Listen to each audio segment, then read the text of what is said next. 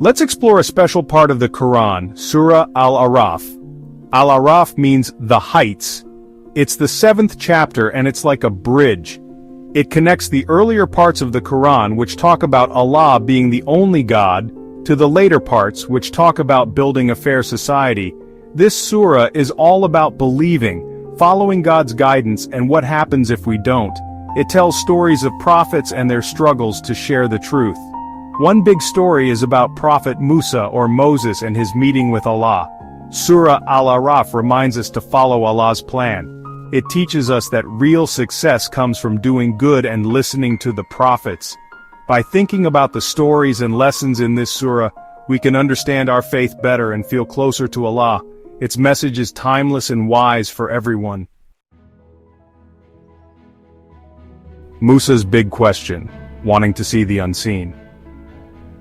In verse 143, the Quran tells us about something important that happened to Prophet Musa. After he and the Israelites escaped from Egypt, Musa went up Mount Sinai to talk to Allah. Musa asked Allah a big question, "Can I see you?"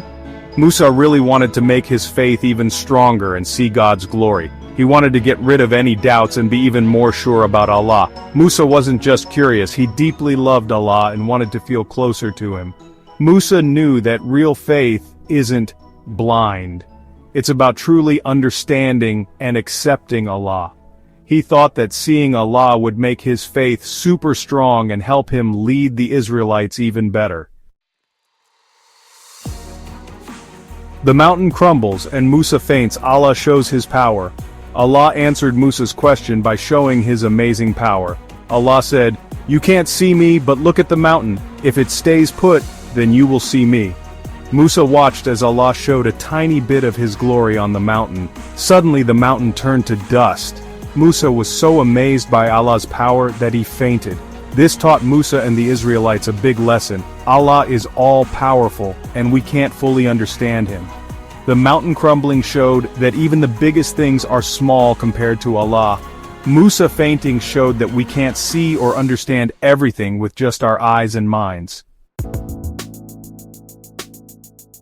The story of Musa on Mount Sinai is also in the Bible, in the book of Exodus. The Bible tells how Moses went up the mountain to get the 10 Commandments.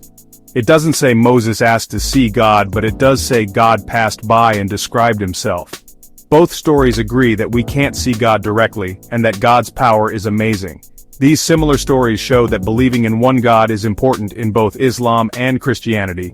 But the Quran gives more details about Musa's question, and Allah's answer. It tells us how important it is to learn and understand our faith.